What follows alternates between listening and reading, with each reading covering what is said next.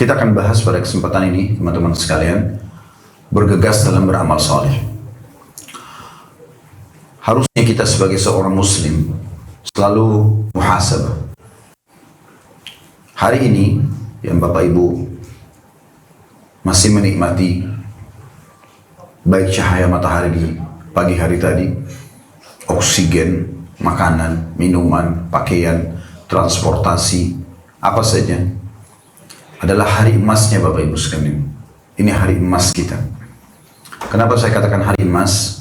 Karena hari ini udah pasti termasuk waktu yang Allah berikan kita kesempatan untuk menambah amal soleh kita.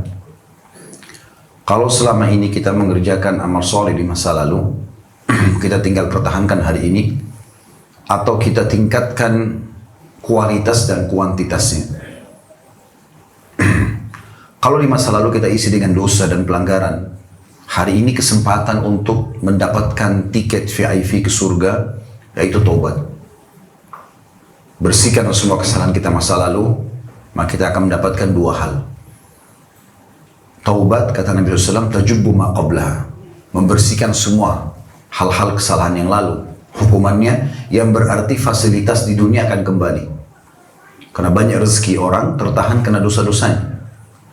Yang kedua, di akhirat masuk ke dalam surga.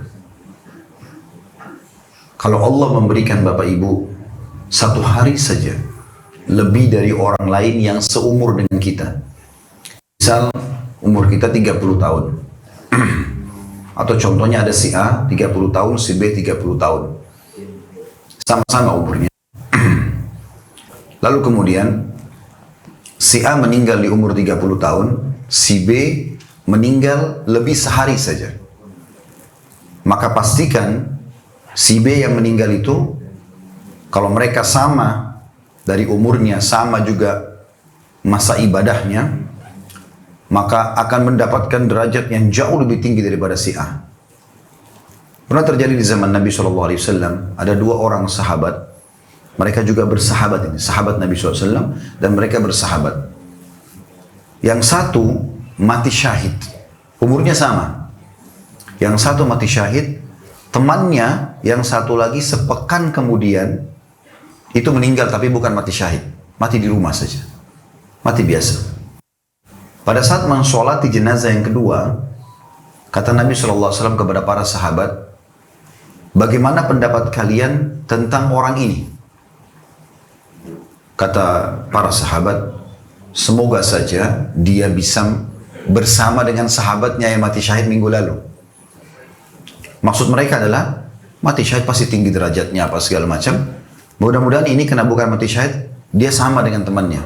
Apa kata Nabi SAW? Demi zat yang jiwaku dalam genggaman, maksud demi Allah, orang ini yang mati sekarang ini, ya, derajatnya, perbedaannya dengan teman yang meninggal beberapa lalu antara langit sama bumi.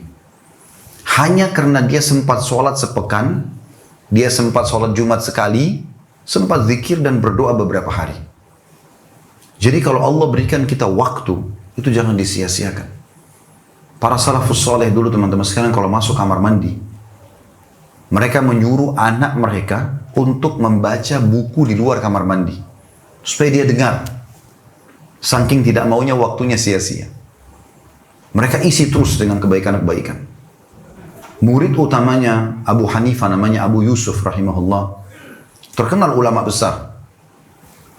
Bahkan Imam Ahmad pun berusaha mengejar di masa hidupnya untuk belajar dari Abu Yusuf. Orang yang sangat luar biasa. Pernah berselisih faham sama salah satu temannya tentang salah satu hukum warisan di dalam Islam. Kemudian mereka berpisah setelah itu. Berpisah. Karena zaman dulu tidak ada medsos, nggak ada media kayak kita sekarang. Orang kalau sudah pergi, ya udah nggak bisa dihubungin, nggak tahu di mana tinggalnya. Lama, dan Abu Yusuf setelah berpisah sama temannya itu baru sadar ternyata pendapat temannya yang benar. Dia ingin belajar dari temannya dalilnya, tapi dia nggak dapat temannya. Sampai Abu Yusuf di akhir hidupnya sebelum meninggal dunia sudah diranjang kematian sakit parah. Rupanya temannya itu dengar, temannya datang. Begitu dilihat oleh Abu Yusuf senyum. Kemudian Abu Yusuf mengatakan rahimahullah, ingat gak kita pernah berselisih pendapat dalam hukum warisan beberapa tahun yang lalu? Sempat kita berdebat, kemudian setelah kau pergi saya tahu ternyata kau yang benar. Saya mencarimu, saya tidak temukan. Sekarang tolong ajarkan saya ilmu itu. Ini di ranjang kematian sudah mau mati.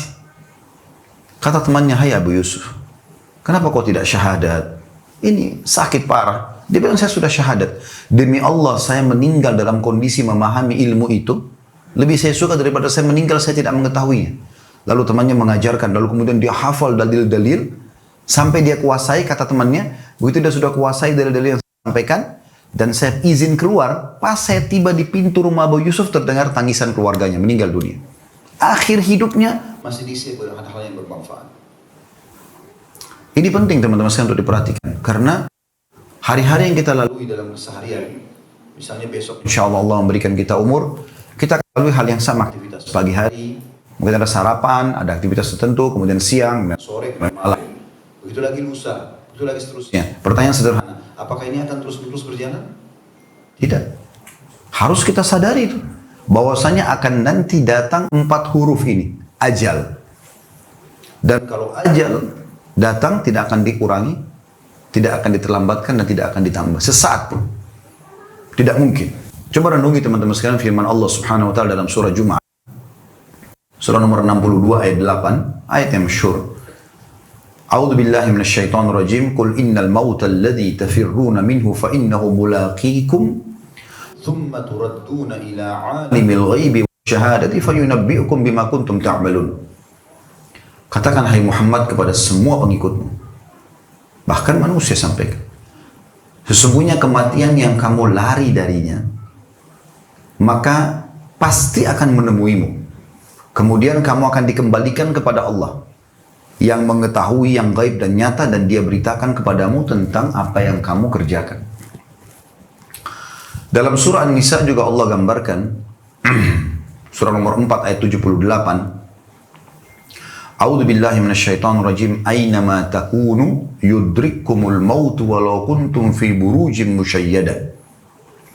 Wa in tusibhum hasanatun yaqulu hadhi min indillah wa in tusibhum sayyi'atun yaqulu hadhi min indik qul kullun min indillahi fama li haula'il qaumi la yakaduna yafqahuna haditha. Artinya, di mana saja kamu berada, kematian akan mendatangimu. Kendati pun kamu berada di benteng yang tinggi, lagi kokoh. Sampai sini saksi bahasan. Lanjutan terjemahannya. Dan jika mereka memperoleh kebaikan, mereka mengatakan ini dari sisi Allah. Dan jika mereka memperoleh suatu cobaan, maka mereka mengatakan ini dari sisi wahai Muhammad. Katakan semua datang dari sisi Allah. Maka mengapa orang-orang munafik itu hampir-hampir tidak memahami pembicaraan sedikit pun. Teman-teman sekalian, kematian itu sesuatu yang misterius. Gak ada yang tahu kapan terjadi. Cuma memang yang perlu kita fahami, mati itu bagi orang kafir, orang munafik, orang musyrik, akhir segalanya. Akhir segalanya. Karena tidak bisa lagi dia perbaikin. Baik dia karena sudah mati, juga orang-orang yang ditinggal, ahli warisnya. Doa nggak sampai, ibadah-ibadah yang nggak sampai karena kekafirannya. Sama sekali nggak ada gunanya sama dia. Makanya ada satu riwayat Ibnu Juda'an namanya. Orang ini terkenal di Mekah sangat luar biasa. Dia suka silaturahim keluarga, dia suka bantu orang susah, sampai-sampai terkenal Ibnu Juda'an ini. Tapi dia penyembah berhala ya. Dia tinggal di atas gunung di Mekah, dan dia sengaja nyalain api unggun depan rumahnya di malam hari untuk menunjukkan kepada para musafir, rumah ini siap terima tamu walaupun tengah malam. Baik sekali. Senyum, ramah, segala macam. Maka Aisyah bertanya, radhiyallahu anha, ya Rasulullah, Ibnu Juda'an, siapa yang tidak kenal? Orangnya sangat luar biasa. Artinya kalau dalam Islam ini banyak sekali pahalanya gitu. Apakah bermanfaat buat dia amal-amal yang dia kerjakan itu? Kata Nabi SAW, sama sekali tidak. Karena dia belum pernah beriman kepada Allah. Belum muslim. Harus muslim dulu baru bisa diterima amalnya. Gitu kan? Jadi teman-teman sekalian, kita harus memahami bahwasanya hari yang kita lalui adalah hari emas. Jangan disia-siakan. Jangan sampai kita menyesal. Ya. Itu penting sekali. Mati bagi orang beriman itu awal segalanya. Ini perlu digarisbawahi. Tadi kan kalau orang munafik, orang musyrik itu akhir segalanya. Nanti putus. Kalau orang mukmin awal segalanya. Karena kita di dunia ini hanya lewat tempat transit saja. Allah subhanahu wa ta'ala tidak menciptakan ayah kita Adam dan ibu kita Hawa alaihimussalatu wassalam kecuali untuk menjadi penghuni surga. Diturunkan di bumi untuk menjadi khalifah, kemudian bertugas, habis itu kembali ke surga.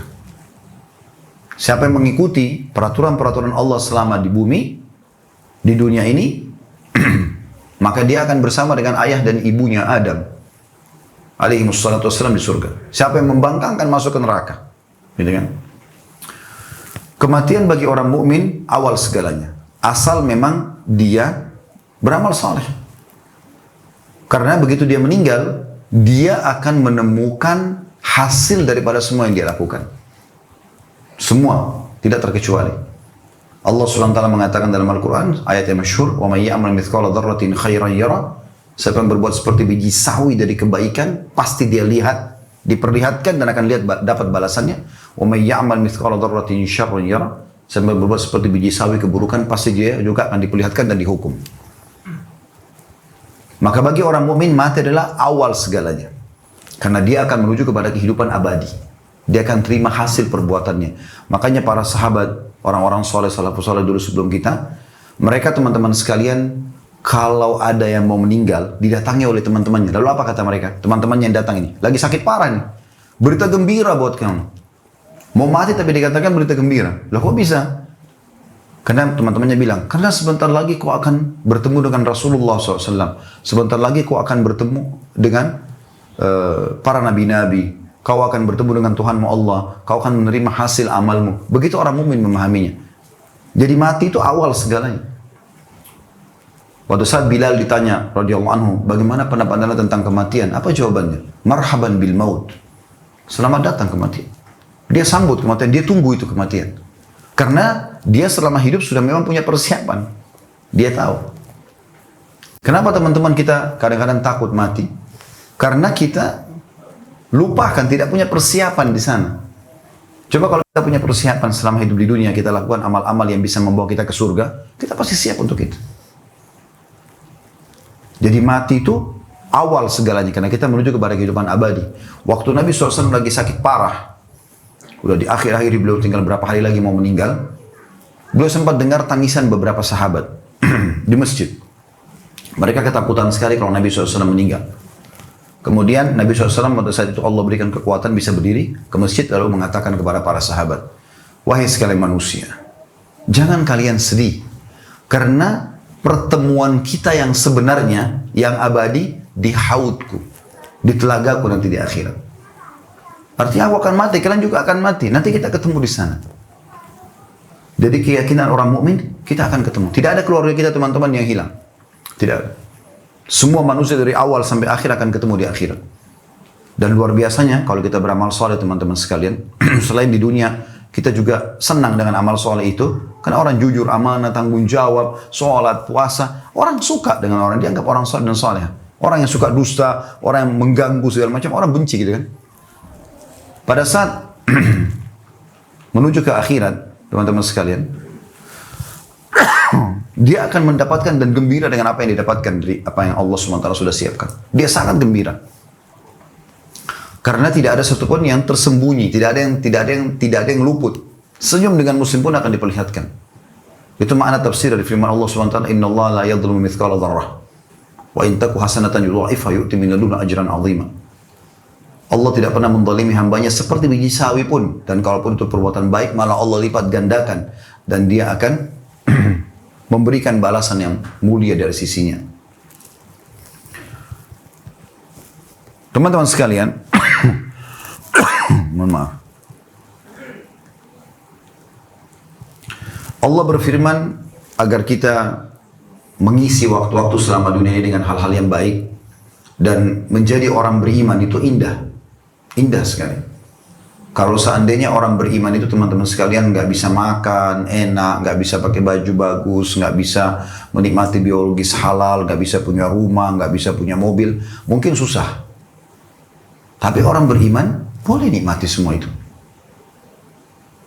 Kalau orang beriman misalnya teman-teman dikasih hawa nafsu untuk makan daging, kayak tadi Masya Allah kita makan misalnya. Tapi tidak boleh makan semua jenis daging. Cuma kita punya hawa nafsu semua makan daging. Kan susah. Tapi enggak, Allah halalkan. Dan subhanallah, semua yang Allah halalkan itu, apa yang Allah halalkan jauh lebih banyak daripada apa yang Allah haramkan. Misal contoh pada saat Allah haramkan babi, Allah ganti dengan sapi, kambing, ayam, kelinci, semua hewan air. Artinya yang haram itu sedikit dan hanya sebagai ujian saja. Taat gak hamba ini? Itulah. Seperti Nabi Adam AS waktu masuk di surga, Allah bilang, nikmati semua Adam. Ada ribuan, mungkin jutaan pohon. Asal jangan pohon satu ini, sebagai ujian. Sebagai cobaan. Kalau kita diberikan hawa nafsu, teman-teman sekalian, untuk minum misalnya. Lalu Allah larang kita mengkonsumsi semua minuman, wajar orang melanggar. Tapi enggak, pada saat Allah larang khamar, minuman keras, Allah bolehkan susu, madu, sirup, jamu, banyak. Ada gantinya. Pada saat Allah haramkan zina, Allah halalkan menikah. Nah, gitu. Jadi orang beriman enak di dunia. Sangat enak. Di Jepang itu teman-teman sekalian, saya dapat informasi dari beberapa teman-teman kita di sana. Orang Jepang sendiri, itu kalau masuk ke supermarket dan dia dapat makanan kaleng ada label halalnya, dibeli. Padahal mereka ini penyembah matahari, dewa matahari, mereka anggap begitu. Pernah ditanya oleh seorang muslim, kenapa kau beli makanan ini? Dia bilang, karena saya yakin ini lebih sehat. Orang muslim punya peraturan dalam makanannya, dalam minumannya. Tidak mungkin kita makan kecuali yang halalan thayyibah. Dibolehkan dan berkualitas. Gitu kan? Ayam halal, tapi pada saat dia sudah basi atau bangkai, nggak boleh dimakan. Dan orang muslim itu sangat terjaga kualitas makanannya, kualitas pakaiannya, kualitas tempat tinggalnya, semuanya. Disuruh bersih, disuruh rapi, disuruh halal. Berarti jadi orang beriman enak sebenarnya. Lalu alasannya apa? Kita menjadi orang kafir atau orang munafik atau orang-orang yang ahli maksiat. Manfaatnya apa? Nggak ada manfaat sama sekali. Kenapa kita tidak jadi orang baik sekalian? Dan saya ajak teman-teman sekalian, diri saya terutama, kemudian teman-teman sekalian, kalau mau hijrah, mau jadi orang baik, jangan setengah-setengah. Sekalian jadi orang baik. Dan tidak usah pernah pedulikan perkataan orang. Kau berubah ya, kau alim, kau so alim, biarin aja dia ngomong. Kan saya mau jadi baik, kan? Semua teman-teman buruk ini bahaya sekali. Mereka mengatakan, sudah buat dosa aja nanti saya yang tanggung. Dusta, nggak mungkin. Atau masih muda buatlah begini dan begitu. Itu semua omong kosong. Anda mungkin melakukan dosa karena menganggap dia ada sahabat saya yang menemani. Demi Allah pada saat kita meninggal teman-teman, dia cuma ada di atas kuburan. Nggak akan masuk ke liang lahat. Mustahil. Sekarang suami istri saling mencintai misalnya. Pada saat salah satunya meninggal, apakah akan tunggu di kuburan? 1 hari saja, nginap. Nggak ada, pasti pulang. Dan istrinya bisa nikah lagi sama orang lain, suami bisa nikah sama orang lain. Orang tua sama anak. Pada saat orang tuanya meninggal, dia cinta. Nggak akan nginap. Cuma tunggu berapa? Setengah jam. 1 jam paling lama. Dia pulang ke rumahnya. Berjalan waktu, sebulan, setahun, 10 tahun, lupa. Udah jalan masing-masing. Harta yang dia tinggalkan, cuma jadi kenangan kan? Pas kita meninggal orang cuma bilang, oh itu bajunya si fulan, oh itu sepatunya dia, oh itu mobilnya, oh itu rumahnya. Cuma kenangan. Selesai. Kata Nabi SAW, kalau anak Adam meninggal, akan ikut ke kuburan 3. Ya. Keluarganya, hartanya, dan amalnya. Dan akan pulang 2. Keluarganya akan pulang, tadi sudah kita kasih contoh, dan hartanya juga akan pulang. Mobilnya, Ferrari kah, Alphard kah, mobil mewah, hanya paling jauh di pagar kuburan, gak bakal masuk ke kuburan. Habis itu pulang, jadi warisan. Tinggal bersama dia, yaitu sholatnya, puasanya, sedekahnya, amal-amal salehnya. Makanya harus diperhatikan teman-teman sekalian. Makanya Allah mengatakan dalam surah Al-Baqarah, surah nomor 2 ayat 148, A'udzubillahi minasyaitonir, ini potongan ayat ya. Fastabiqul khairat. Berlomba-lombalah dalam mengerjakan kebaikan, kata Allah. Kita ini sebagai orang beriman, teman-teman, harus betul-betul berpikir dari amal soleh ke amal soleh apa lagi. Jangan pernah ada jeda detik-detik hidup kita yang tidak bermanfaat. Kalaupun harus ada kosong, minimal mubah, minimal. Kalau perlu jangan mubah. Para salafus saleh dulu tidak mau menyanyiakan waktu mereka. Luar biasa. Mereka selalu mengisi dari detik ke detik. Allah juga perintahkan dalam surah Al-Imran, surah nomor 3, 133, A'udzubillahi minasyaitonir rajim, wasari'u Ila maghfiratin min rabbikum wa jannatin arduha as-samawati wal ardu iddat lil muttaqin. Berlomba-lombalah kalian, kata Allah, bergegas, cepat. Gak ada waktu. Ya. Kepada pengampunan dan surga Tuhan kalian yang luasnya seluas langit dan bumi, hanya dijanjikan bagi orang-orang yang bertakwa. Saya tadi sempat singgung di mobil sama Dr. Muhammad Ridwan dan Abu Faril tadi. Saya sempat bilang sebenarnya kejadian yang terjadi di dunia ini yang menjadi penyebab orang mati itu supaya ada bahan ceritanya. Oh, si fulan mati karena sakit, karena tabrakan, karena jatuh, karena ini dan itu, supaya cerita. Sebenarnya ujungnya kembali ke 4 huruf, ajal. Kalau sudah ajal, mati. Mau sehat, mau sakit, mau tua, mau muda, mau kaya, mau miskin, mau pintar, mau bodoh, mati. Itu cuma bahan cerita. Supaya ada historinya di dunia ini, ada bunganya. Tapi aja. Makanya seorang salafus saleh bernama Abdullah. Orang ini kebetulan lagi di kemahnya, teman-teman sekalian. Dia lagi makan siang. Tiba-tiba dari kejauhan ada orang menunggangi kuda dengan kecepatan tinggi sampai debu berterbangan. Lalu buru-buru membuka pintu atau tabir kemah dia. Kemudian berkata, "Ya Abdullah." Teriak orang itu. Abdullah lagi makan, dia bilang, dia angkat matanya memberikan isyarat, silakan kalau mau ngomong. Orang itu mengatakan, anakmu meninggal dibunuh orang. Jadi Abdullah lagi makan, ada yang membawa informasi kalau anaknya dibunuh orang. Apa yang terjadi teman-teman sekalian kalau memang kita ini tahu nilainya anak ya? Pasti anak meninggal, pasti kita panik ya, atau mungkin kita minimal bereaksi ya. Tapi yang uniknya dari Abdullah, tidak bergeming, tidak bergerak, dia hanya memberhentikan kunyahan mulutnya. Kemudian dia mengatakan, Inna lillahi wa inna ilaihi raji'un. Kami milik Allah, kami akan kembali kepada Allah. Terus dia kembali kunyah makanannya.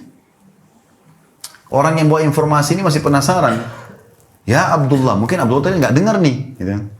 Ya Abdullah, wahai Abdullah, anakmu mati dibunuh orang. Sama, diberhentiin kunyahan mulutnya. Dia bilang, Inna lillahi wa inna ilaihi raji'un. Kami milik Allah, kami akan kembali kepada Allah. Dia kembali kunyah makanan.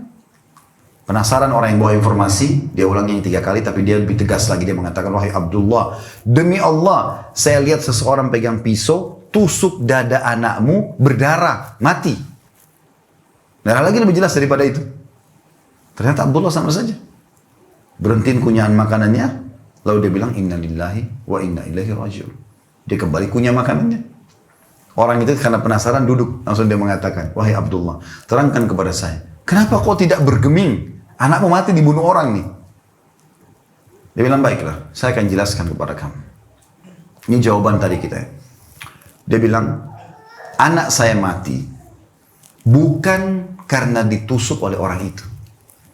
Tapi karena ajalnya sudah datang.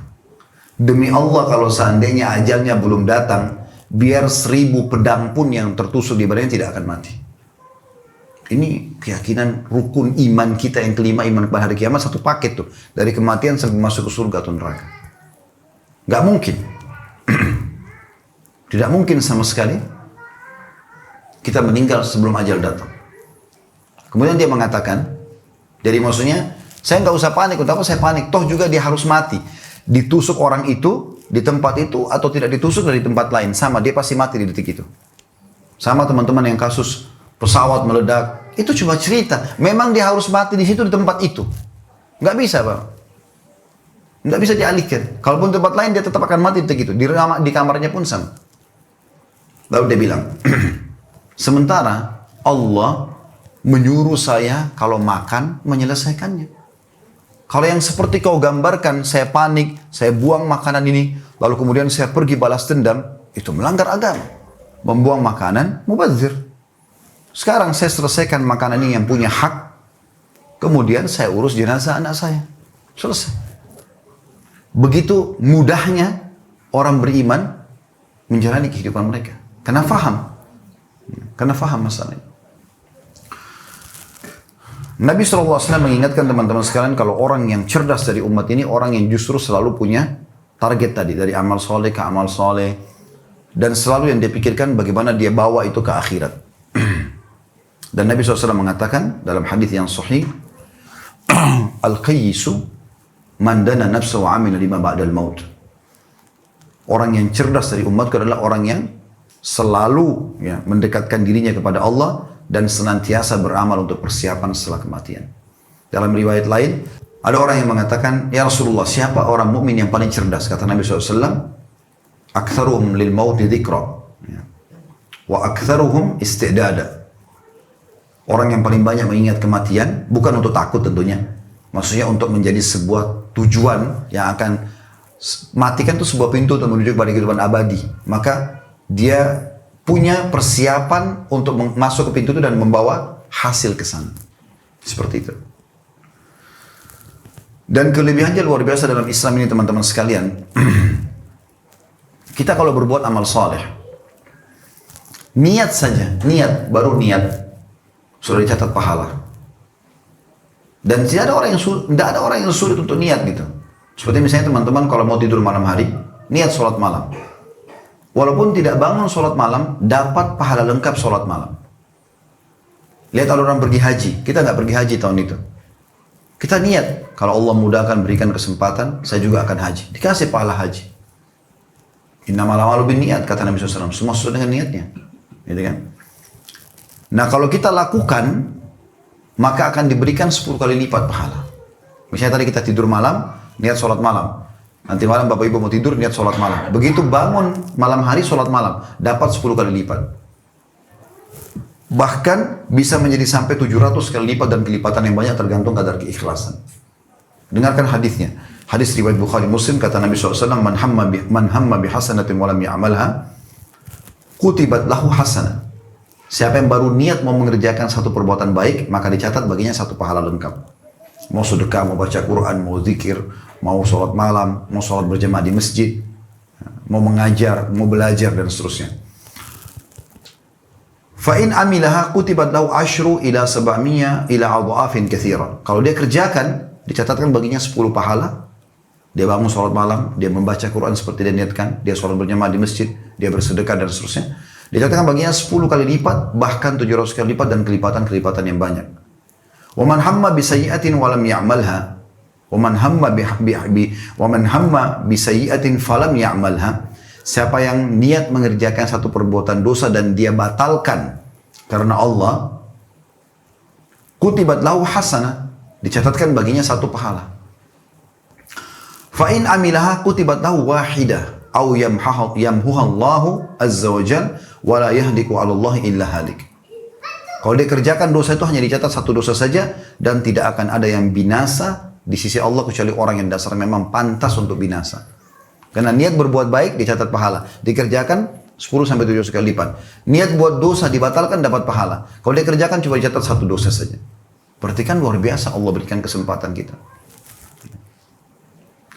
Nabi SAW mengingatkan teman-teman sekalian tentang pentingnya segera beramal saleh ini. Supaya dulu kita bergegas beramal saleh. Dalam hadis beliau riwayat Muslim, Badiru bil amali salihah fasatakunu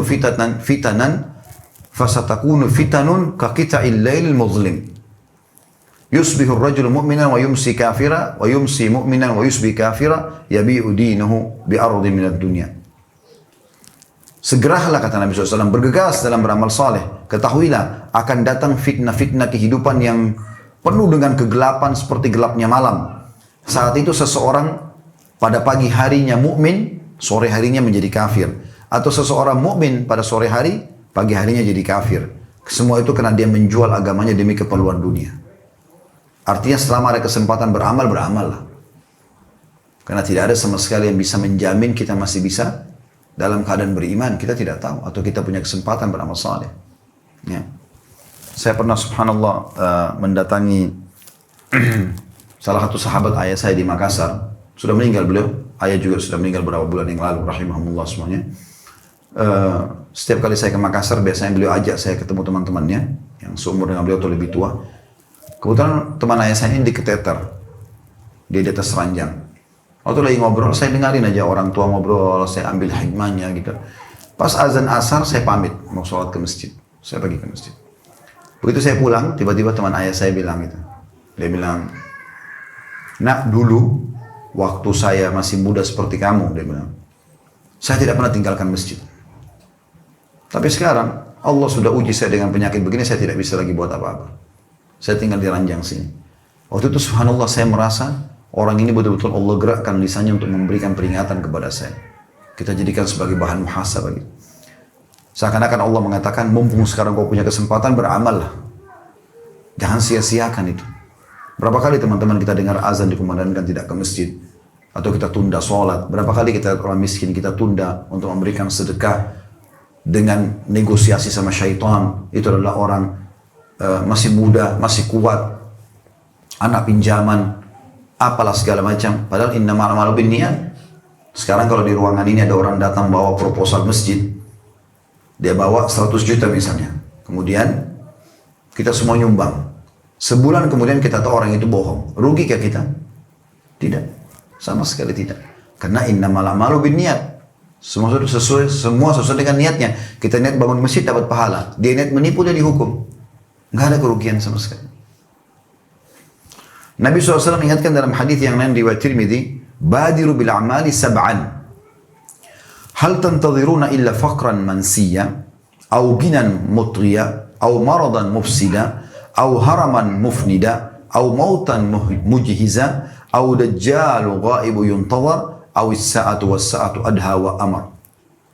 Artinya, bergegaslah dalam melaksanakan kebaikan-kebaikan. Apa yang kalian tunggu? Kefakiran kah yang membuat lupa? Ada orang kaya, tapi begitu bangkrut jadi miskin. Dan akhirnya dia sibuk hanya mencari sesuap makanan. Saya sering lihat itu subhanallah, kalau di Jakarta sering kali begitu. Mereka cari rezeki, makan, cari makanan, minta sesuap makanan sama orang di pinggir jalan. Azan, bulan puasa, nggak penting bagi mereka. Yang penting mereka bagaimana menyelamatkan rasa laparnya. Bahaya sekali. Tapi ini bisa terjadi, setiap saat bisa terjadi. Atau kata Nabi SAW, kekayaan yang membuat sombong. Sehingga akhirnya lalai. Ada orang begitu. Pada saat fakir mungkin ibadah. Pada saat kaya lupa ibadah. Kamu beribadah kepada Allah SWT. Sudah punya rumah bagus, sudah punya mobil, sudah punya segala macam, malah malas ibadah. Kemudian yang ketiga, atau penyakit yang mematikan. Tiba-tiba sakit, tiba-tiba stroke. Tiba-tiba hilang ingatan sehingga tidak bisa lagi beribadah. Atau kematian yang memutuskan. Tiba-tiba mati. Ada orang kan tanpa sakit, ngobrol tiba-tiba mati. Kemudian selanjutnya kata Nabi SAW, atau kematian yang tiba-tiba datang. Ini sering saya kasih contoh di pengajian kami di Jakarta. Bukan doa tentunya, tapi bisa terjadi. Bisa saya di ruangan rumah ini, saya melihat malaikat maut. Bapak Ibu tidak lihat. Kemudian datang dengan hitungan detik mencabut ruh saya tergeletak. Orang cuma mengatakan Khalid Basalamah pernah ceramah. Selesai. Sehari dua hari saya dikenang. Seminggu, sebulan, habis itu berlalu. Siapa di antara kita teman-teman yang masih mengetahui kakek-kakeknya? Artinya ada beberapa generasi ke bawah ini sudah melupakan kita. Kecuali memang sempat kita siapkan amal saleh. Itu benar. Seperti Allah yarham. Ya. Masya Allah punya kampus, punya masjid. Itu luar biasa. Ada yang ditinggalkan. Tapi kalau tidak ada, hanya kenangan. Mungkin bahkan kita tidak tahu nama kakeknya, kakek kita. Padahal mereka itu juga ya, garis keturunan kita gitu. Kata Nabi SAW, atau Dajjal, seseorang yang gaib tertunggu atau ditunggu. Dajjal itu yang akan keluar di akhir zaman, yang akan membuat kerusakan di muka bumi. Sampai kata Nabi SAW, tidak ada seorang Nabi pun kecuali mengingatkan kaumnya tentang bahaya Dajjal. Dan dalam riwayat lain, kalau kalian dengar Dajjal keluar di sebuah tempat, jauhilah. Dan jangan kalian mengatakan imanku kuat, ternyata dia jadi pengikutnya. Atau kata Nabi SAW, kiamat. Sementara kiamat itu jauh lebih sulit. Jauh lebih berat. Pernah ada sahabat teman-teman, bagaimana mereka, kita kembali ke masalah segera beramal saleh. Pada saat Nabi SAW memotivasi sahabat di perang Badr, ya. Nabi SAW kumpuli mereka, kemudian Nabi SAW berkata, 313 sahabat, 314 bersama beliau SAW. Kata Nabi SAW, selain semua nasihat-nasihatnya, diantaranya adalah, tidak ada seorang pun dari kalian yang hadir di sini, kecuali pasti masuk surga. yang hadir di medan perang ini. Maaf, tidak ada seorang pun yang meninggal di sini, di medan perang ini, kecuali pasti masuk surga. Ada satu sahabat namanya Abdullah. Dia pegang 2-3 butir kurma, dia mengatakan, bakhin. Bakhin itu indah sekali. Indah sekali. Maka Nabi SAW sempat tanya, kenapa kau bilang begitu? Dia bilang, ya Rasulullah, apakah aku maju ke orang-orang Quraisy ini, berperang melawan mereka lalu aku terbunuh, aku masuk surga yang luasnya seluas langit dan bumi? Kata Nabi SAW, iya. Maka orang itu mengatakan, bakhin ya Rasulullah, indah sekali ini. Maka berkecamuklah perang pada saat itu. Lalu orang ini punya 2-3 butir kurma, dia ingin selesaikan. Pada saat dia makan 1 butir, lalu dia mengatakan, sungguh kalau aku menunggu menyelesaikan kurma ini, maka waktu yang lama dibuang sama dia, kemudian dia masukkan ke perang sampai dia mati syahid radhiyallahu anhu. Jadi bagaimana mereka luar biasanya mengejar itu. Dalam riwayat lain, dalam riwayat Bukhari, Nabi SAW sendiri pernah habis sholat asar, teman-teman sekalian. Baru salam, Assalamualaikum warahmatullah, Assalamualaikum warahmatullah. Baru istighfar 3 kali, Nabi langsung berdiri, lalu melewati pundak para sahabat dengan sangat cepat menuju ke rumah beliau. Sahabat yang lain, ada yang heran melihat, tapi mereka tetap lanjutkan zikir. Sebelum mereka selesai zikir, Nabi SAW sudah kembali. Duduk lagi di sejadah beliau, lalu zikir lagi. Selesai zikirnya Nabi SAW, ada sahabat yang bertanya, ya Rasulullah, kenapa tadi anda begitu cepat? Habis salam, biasanya kan ada zikir dulu, sekarang berdiri, kemudian melewati pundak-pundak kami. Ada apa ya Rasulullah? Kata Nabi SAW ini luar biasa, beliau mengatakan, kuntu khalaftu fil bait tamran minas sadaqah fakaritu an ubayyita. Rawah Bukhari. Artinya, aku tadi tiba-tiba teringat, ada kurma yang aku sudah niat untuk sedekahkan, tapi lupa sebelum asar. Maka aku segera keluarkan ya, sebelum terlambat. Jadi bagaimana Nabi SAW segera melakukan perbuatan tersebut. Itu luar biasa gitu. Beda sekali teman-teman sekalian, bersedekah, beramal soleh, di mana kita masih sehat, kita masih kuat, kita masih punya peluang, dengan nanti waktu kepepet. Pas sudah mau mati, baru bilang, wasiat buat fulan, masjid buat ini, belum tentu juga anak-anaknya jalankan kalau di akhir-akhir hidupnya. Kenapa masa hidup dia tidak lakukan gitu? Kata Nabi SAW, Abu Hurairah berkata, Ja'a ilan Nabi SAW, rajulun faqal, atau Ja'a rajulun Nabi SAW faqal. Seseorang datang kepada Nabi SAW lalu berkata, Ya Rasulullah, ayu sadaqati a'zamu ajra. Sedekah apa yang paling besar pahalanya? Qala anta saddaq wa anta sahihun syahihun takhshal faqra wa ta'malul gina. Wa la tamhal hatta idza balagahu al-hulkum qultu atau qulta li fulanin kada wa li fulanin kada wa qad kana li fulan. Hadis Bukhari Muslim.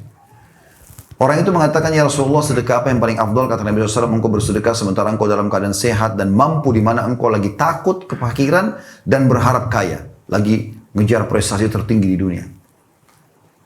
Juga janganlah menunda-nunda kebaikan, kata Nabi SAW, sampai maut telah sampai di tenggorokan seseorang di antara kalian. Lalu dia berkata, berilah si fulan sekian, dan fulan dulu punya hak sekian. Ada kisah unik teman-teman sekalian di Saudi terjadi. Ini belum lama. Kisahnya terjadi, kisah nyata di pengadilan, salah satu pengadilan. Ada orang kaya raya. Kalau tidak salah ya, nilainya peninggalan harta itu 600 miliar. Kalau dirupiahkan.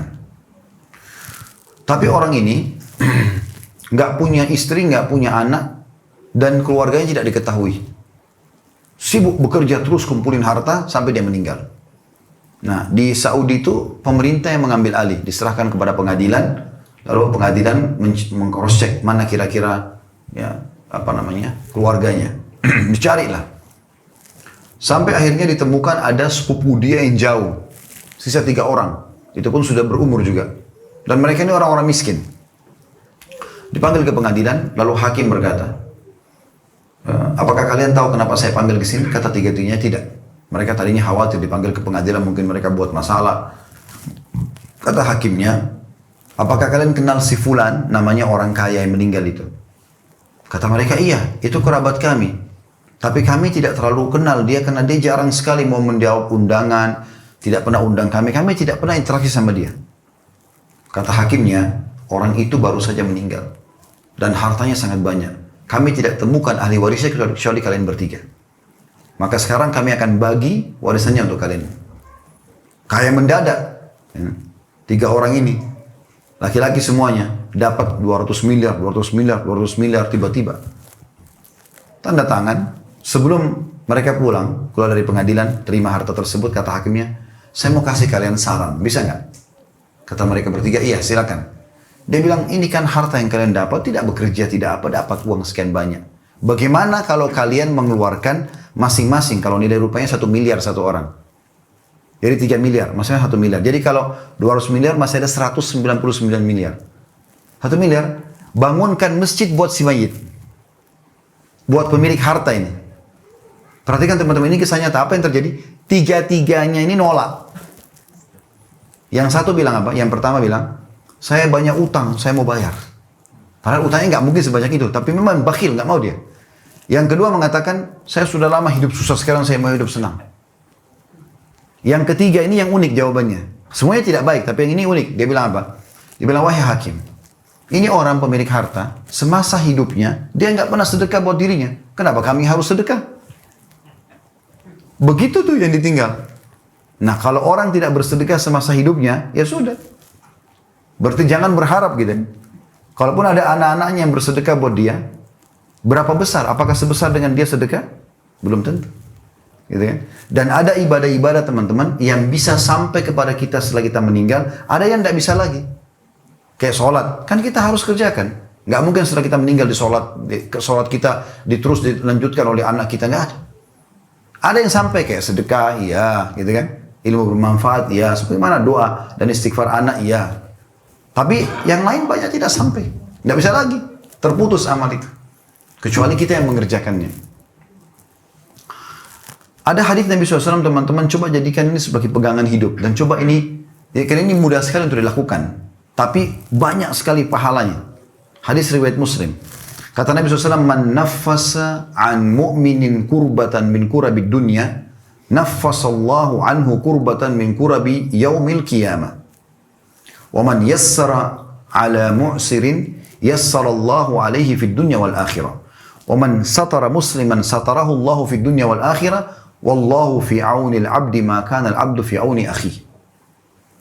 Ini hadis mulia. Kata Nabi SAW, barang siapa yang meringankan sebuah kesusahan atau kesedihan seorang mukmin di dunia, maka Allah akan meringankan kesusahannya pada hari kiamat. Ini mudah. Misalnya ada orang lagi sedih apa, kita duduk aja hibur dia. Sabar, kita doakan, kita temani dia. Jadi kita hibur. Itu tidak sulit, mudah sekali. Dan banyak orang dalam keadaan susah. Kemudian dan ini bayangkan teman-teman, kita akan dihilangkan kesusahan kita pada hari kiamat. Kemudian yang kedua, kata Nabi SAW, barang siapa yang memudahkan urusan seseorang yang dalam keadaan sulit, Allah pun akan memudahkan urusannya di dunia dan di akhirat. Memudahkan urusan orang apa saja. Apa saja. Walaupun masalah sederhana. Maka di sini janjinya dunia akhirat. Akan dimudahkan urusan dunia dan di akhirat. Saya ingin berbagi sebuah pengalaman lapangan teman-teman sekalian. Seringkali kalau Anda lagi ada kebutuhan dengan Allah, meminta sesuatu, Allah datangkan sebuah cobaan di permintaan itu. Kalau kita peka menangkap, akan dapat hasil yang kita inginkan. Begini maksudnya. Misal kita lagi butuh duit nih, untuk satu kegiatan.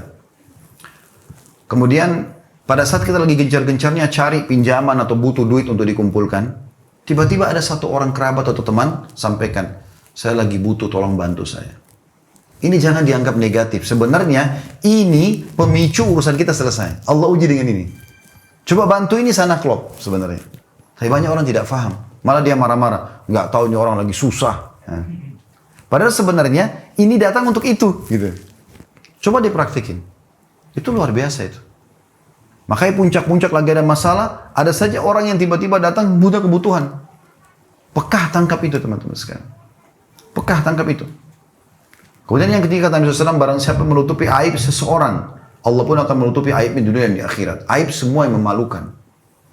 Bukan untuk diekspos. Apapun kekurangan orang, tugas kita teman-teman sekalian, menasehati, habis itu kita tutupi.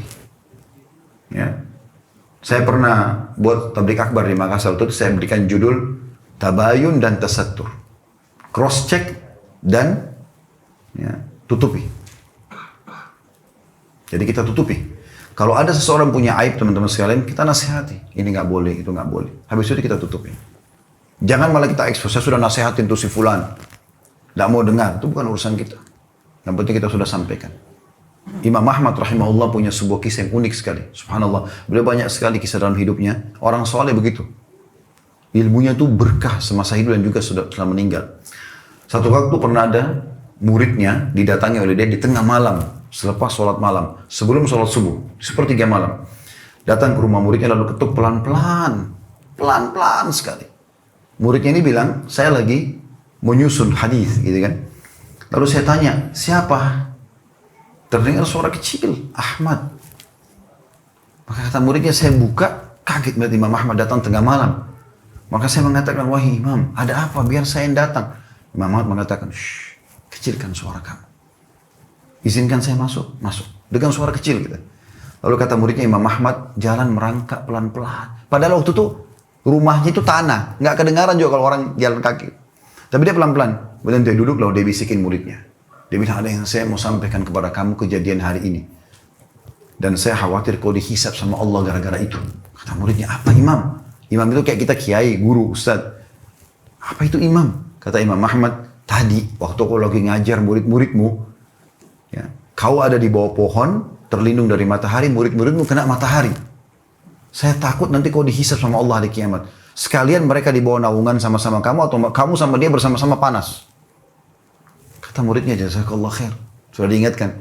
Imam Ahmad kata muridnya, berdiri dari kursi pelan-pelan supaya nggak bunyi kursinya, terus jingkrak-jingkrak keluar. Kenapa? Tidak mau ada orang lain tahu kalau dia nasihati muridnya. Ini yang bongkar ini muridnya. Kita malah nasihati orang pakai mikrofon, ribut, kirim sana sini, WhatsApp, wah ribut sana sini.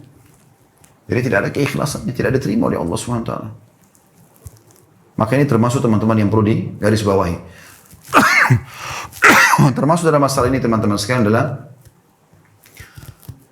mengutangkan orang. Ya. Ini juga sebuah ibadah yang mungkin banyak luput dari orang gitu ya.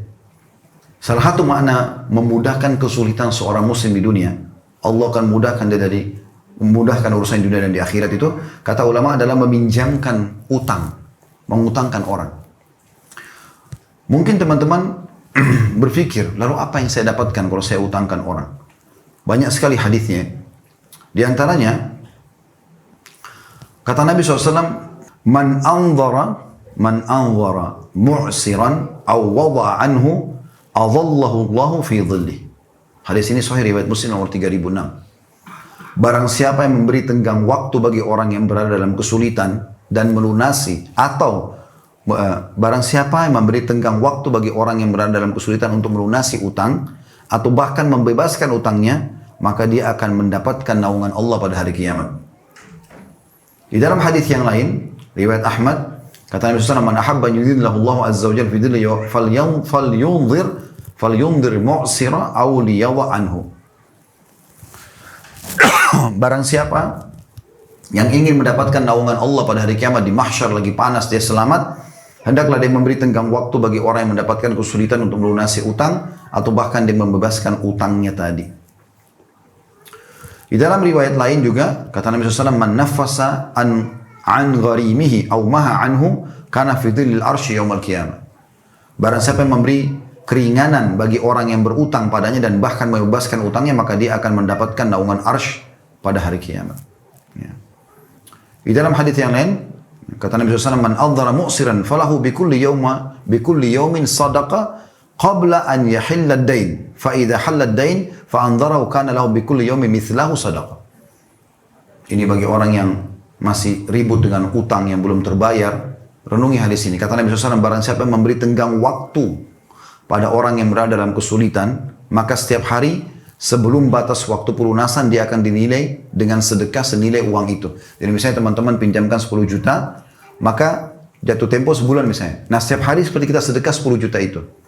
Jadi nilai investasinya hitungannya secara ekonomi itu modalnya 10 juta, dapatnya 300 juta. Karena investasi 10 juta utang, setiap hari nilainya 10 juta sedekah. Kali 30 hari 300 juta. Dan kata Nabi SAW, jika utangnya belum dilunasi, lalu dia memberikan tenggang waktu dari waktu yang telah disepakati awal, maka dia akan diberikan nilai 2 kali lipat dari sedekah itu. Dari uang yang dipinjamkan. Jadi bulan kedua sampai tahun ke-10, itu setiap harinya sama dengan 20 juta tiap hari. Itu kan luar biasa gitu. Salah satu sahabat pernah menjadikan ini sebagai momentum untuk dia dapat pahala, yaitu Sa'ad bin Ubadah radhiyallahu anhu. Beliau suka utangin orang. Dan dia cara ngutanginnya supaya dia dapat pahala double, utang dan sedekah. Dia utangkan orang, dia nggak sedekah langsung. Dia utangkan, dia naik di atas rumahnya, dia teriak, wahai muslimin, siapa yang butuh utang? Datanglah orang-orang, saya butuh utang, saya butuh, dipinjamin sama dia. Oke, kapan dibayar? Waktu gini misalnya, sebulan misalnya. Dibiarin sama dia. Sampai orang itu datang mau bayar, lalu dia mengatakan, saya sudah niatkan sedekah. Jadi dia dapat pahala mengutangkan orang, dia juga dapat pahala sedekahnya. Begitu luar biasanya mereka mengejar pahala para tersebut. Dan begitu juga dengan semua amal-amal soleh, teman-teman sekalian yang bisa kita lakukan. Ya. Allahu a'lam. Ini cuma contoh-contoh tentunya.